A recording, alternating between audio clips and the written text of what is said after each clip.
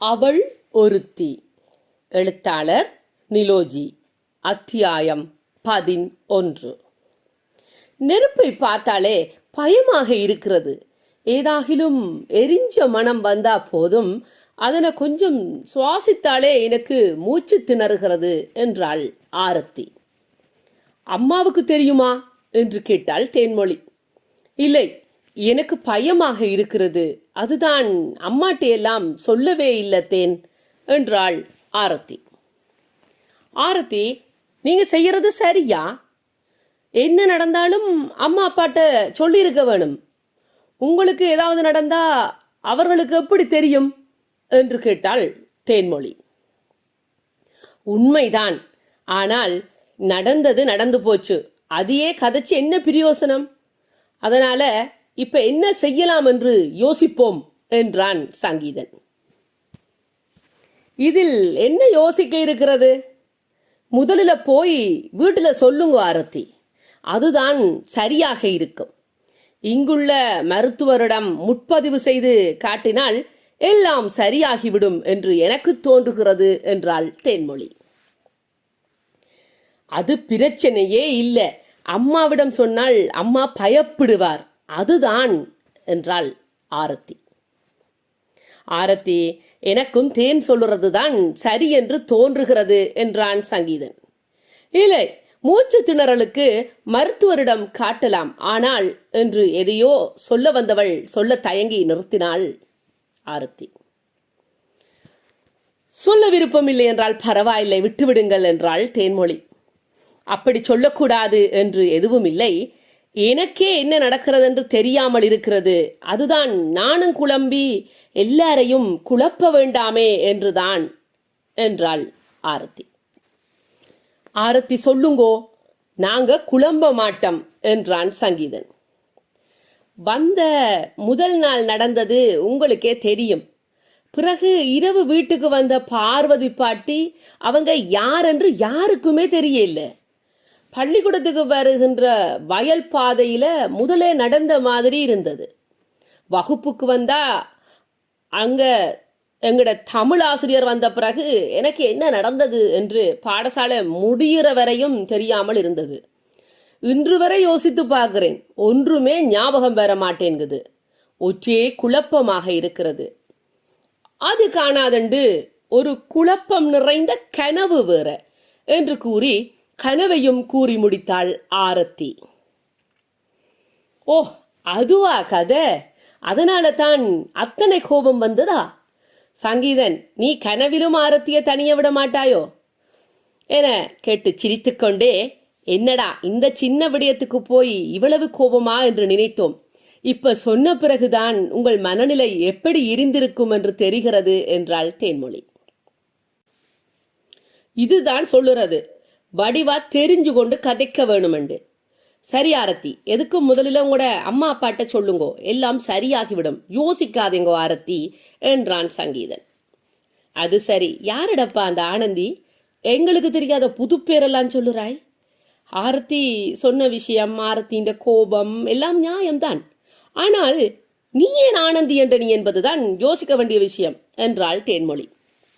தேன், திரும்ப ஆரம்பிக்க வேணுமா?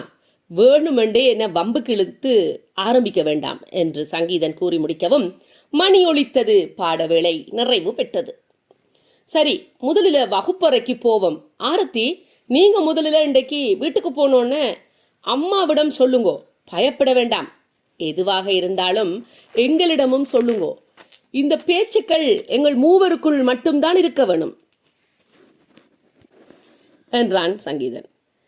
எல்லா மாணவர்களும் வகுப்பறைக்கு சென்றனர்.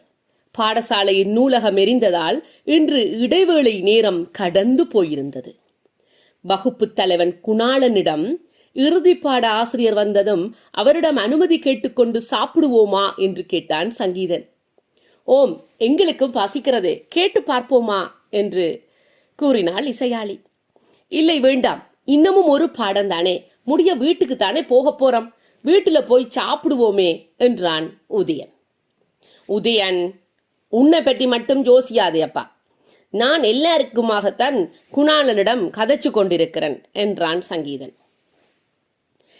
கிட்ட இருக்கிறவர்களுக்கு சரி, நான் வீட்டுக்கு போக 1/2 மணி நேரம் ஆகும். அதைவிட அம்மா எனக்காக காலம் எழும்பி ஏன் சாப்பாடு செய்து தந்தவா, வீட்டுக்கு திருப்பி கொண்டு வந்து சாப்பிட்றதுக்கா என்றாள் சாவித்திரி. இல்லை, வீட்டுக்கு போனா நல்ல வடிவா ஒரு போடு போடலாம் என்றுதான் சொன்ன நான் என்றான் உதயன். உதயா, வேண்டாம், இப்பதான் சொன்ன நான், உன்னை பற்றி மட்டும் யோசிக்காது என்று என்றான் சங்கீதன். ஏன் இப்ப எல்லாரும் குழம்புறீங்க, சும்மா ஒரு சாப்பாட்டுக்காக என்றாள் தேன்மொழி. இப்ப என்ன பிரச்சனை உங்களுக்கு, விடுங்கோ, எங்களுக்கு சாப்பாடே வேண்டாம், விடுங்கோ என்றாள் வெண்ணிலா கோபத்துடன். ஏன் நூலகம் எரிஞ்சதுக்கு விரதம் இருக்க வேணும் என்று வேண்டுதலோ என்று சிரித்துக்கொண்டே கேட்டான் ராகவன். இப்படி வேறுபட்ட கருத்துகள் வரவும் வகுப்பின் தலைவனான குணாளன் எல்லா மாணவர்களுக்கும் முன்னால் வந்து நின்று, அமைதியாக இருங்கள், யாரெல்லாம் சாப்பிட வேண்டும் என்று நினைக்கிறவர்கள் கையெழுத்துங்கள் என்றான். வகுப்பில் இருந்த 7 பேரை தவிர மற்ற மாணவர்கள் எல்லோரும் கை உயர்த்தினார்கள். என்னதான் நடக்கிறது என்று கேட்டுக்கொண்டு கணித ஆசிரியர் அவர் வகுப்பிற்குள் நுழைந்தார்.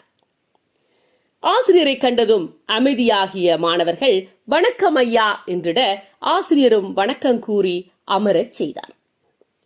மாணவர்கள் அமர்ந்ததும் குணாளன் எழுந்து விடயத்தை ஆசிரியரிடம் தெரிவிக்க ஆசிரியரும் அனுமதி கொடுத்தார்.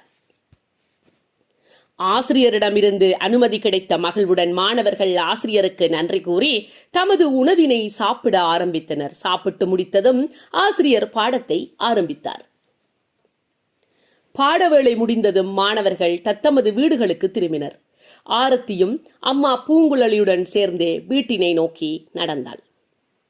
வழியிலேயே அம்மாவிடம் சொல்லிவிட வேண்டும், வீட்டுக்கு போனால் குமரன் கெட்டு கிண்டல் கேலி செய்வான் என நினைத்துக் கொண்டு நடந்தாள் ஆரத்தி. ஆரத்தி, என்னம்மா, என்ன ஆழ்ந்த யோசனை, என்னட்ட ஏதாவது சொல்ல வேணுமோ என்று கேட்டாள் அம்மா பூங்குழலி. இல்லை அம்மா, நான் உங்களோட கதைக்க வேணும் என்றாள் ஆரத்தி. அந்த சந்தர்ப்பத்தை எதிர்பார்த்திருந்த பூங்குழலி, சொல்லம்மா ஆரத்தி என்றாள். ஆரத்தி தொடர்ந்தாள். அம்மா, எனக்கு ஏதாகிலும் எரிஞ்சு மனம் வந்தாலே மூச்செடுக்க இயலாம வருகிறது. புகையின் மனம் வர ஆரம்பிக்கிற போதே கண்கள் எரியத் தொடங்கி இருட்டி கொண்டு வருகிறது அம்மா என்றாள். எப்ப இருந்து இப்படி இருக்கிறது என்று கவலையுடன் கேட்டாள் அம்மா பூங்குழலி. இங்கு வந்த நாள் முதல் இப்படித்தான் இருக்கம்மா. அன்றைக்கு கோயிலில் சாம்பிராணி புகைக்கும் போதுதான் எனக்கு ஒரு மாதிரி இருந்தது. அதனாலதான் நான் கொஞ்சம் வெளியே போனேன் அம்மா என்றாள் ஆரத்தி. ஏன் அப்பவே சொல்லவில்லை ஆரத்தி, சொன்னால் தானே எங்களுக்கும் தெரியும் என்றாள் அம்மா. ஓமம்மா, கோவப்படாதீங்கோ, நான் வெளியே வந்ததும் சரியாகிவிட்டது. ஆனாலும் சொல்லத்தான் வந்த நான். உள்ள வந்தா அங்க பூசாரி மாலை வள்ளிப்பாட்டி என்று அங்க நடந்த அமளியில நான் மறந்து விட்டேன் அம்மா என்றாள் ஆரத்தி. என்ன என்றாலும் உடனே சொல்லி இருந்தால் சரி செய்திருக்கலாம். அம்மா, நான் எத்தனை தடவை உன்னிட்ட கேட்டு நான், அப்போது கூட நீ சொல்லி இருக்கலாமே. எதுவானாலும் ஆரம்பத்திலேயே சரி செய்து கொள்ள வேண்டும் ஆரத்தி, அதுதான் நல்லதம்மா என்றாள் அம்மா பூங்குழலி. ஓமம்மா, இன்றைக்கு பள்ளிக்கூடத்துல மயக்கம் வந்தது பற்றி கதை கேட்கதான் தேன்மொழியும் சங்கீதனும் அம்மாட்ட சொல்லாம மறைச்சது பிள்ளை என்று என்ன பேசினார்கள். நீ சொல்லாட்டி நாங்க வந்து சொல்லவா என்றார்கள் அம்மா என்றாள் ஆரத்தி. பார்த்தாயா, இப்ப கூட நீயா வந்து சொல்லல. அன்றைக்கு சங்கீதன் வீட்டுக்கு வந்தது மாதிரி வந்து விடுவினம் என்ற பயத்துல தானே சொல்லி இருக்கிறாய் என்றாள் அம்மா. இல்லை அம்மா, நான் நிறைய தரம் சொல்ல என்று வந்த நான்.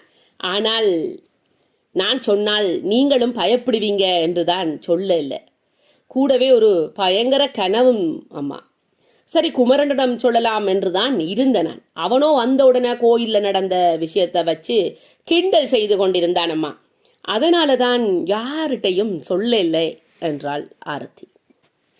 ஓஹம், அவன் தானே பெரிய மனுஷன், என்ன அவனிட தான் சொல்லவனும் என்று அம்மா கூறி கோவப்பட்ட அம்மாவை, அம்மா அதுதான் இப்ப உங்களுடன் சொல்லிட்டேன் தானே என்றாள் ஆரத்தி.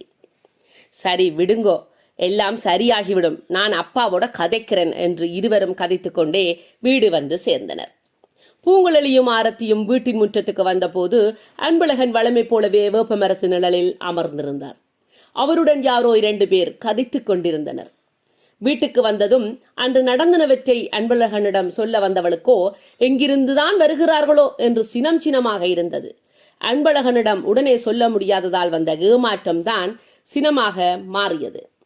மற்றபடி வந்தவர்கள் மேல் எந்த வெறுப்புமே கிடையாது. ஆனாலும் முகத்திலே காட்டிக்கொள்ளாமல் முகமலர்வுடன் இருந்தாள் பூங்குழலி. அன்பழகன் பூங்குழலியையும் ஆரத்தியையும் கண்டவுடனேயே கூட இருந்தவர்களை அறிமுகம் செய்து வைத்தார். வணக்கம், நீங்க கதைச்சு கொண்டிருங்கள், வருகிறன் என்று கூறிக்கொண்டே ஆரத்தியையும் கூட்டிக் கொண்டு வீட்டுக்குள் சென்றாள் பூங்குழலி. வெளியே இருந்து வந்ததால் கைகால் முகம் கழுவிக்கொண்டு வந்தவள் வெளியே வந்திருப்பவர்களுக்கு தேநீரை ஊற்றி வைத்துவிட்டு அன்பழகனை உள்ளிருந்தவாறே அழைத்தாள். அத்தான் அத்தான், ஒருக்கா வந்துட்டு போறீங்களோ என்றதும் ஓமோம் வாரன் என்று கூறியபடி அன்பழகனும் உள்ளே வந்தார். தேநீர் ஆயத்தமாக இருப்பதை பார்த்தவர் இதுதான் என்ற பொண்டாட்டி என்று கூறி கண்களை சிமிட்டி சிரித்தார். அதெல்லாம் ஒன்றுமில்லை அத்தான், இந்த தேநீரை கொண்டு போய் அவர்கள்ட்ட கொடுத்து முதல்ல அவர்களை அனுப்பி வச்சிட்டு வாங்கோ என்றாள் பூங்குழலி. சரி குழலி என கூறிக்கொண்டே தேநீர் தட்டத்தை கையில் எடுத்தவர், ஏனம்மா, ஏதாயிலும் பிரச்சனையோ என்று கேட்டார்.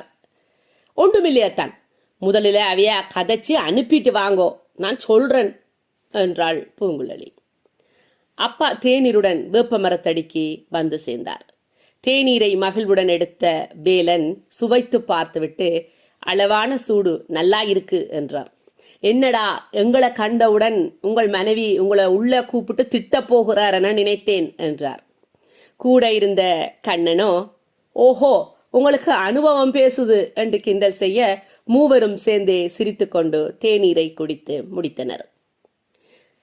அப்படி இல்லை, இப்பதானே வந்தவ, இனித்தான் மதிய சாப்பாடு, வீட்டிலே எல்லாரும் ஒண்டா சேர்ந்துதான் சாப்பிடுவோம் என்றார் அன்பழகன். இப்ப எங்களை போக சொல்லுறீங்களோ என்றார் வேலன். ஐயையோ, இல்லை இல்லை, இருங்களன், சேர்ந்தே சாப்பிடலாம் என்றார் அன்பழகன். இல்லை, நாங்க சாப்பிட்டுட்டு தான் நாங்க கிளம்புறோம், பிறகு சந்திப்போம் என்று கூறிக்கொண்டு அன்பழகனிடம் விடைபெற்று சென்றனர். எல்லாவற்றையும் தனது வேலைகளை செய்தபடியே அவதானித்துக் கொண்டிருந்த பூங்குழலிக்கோ அன்பழகனின் பேச்சும் தாமதமான வருகையும் பொறுமையை இழக்கச் செய்தது. நன்றி.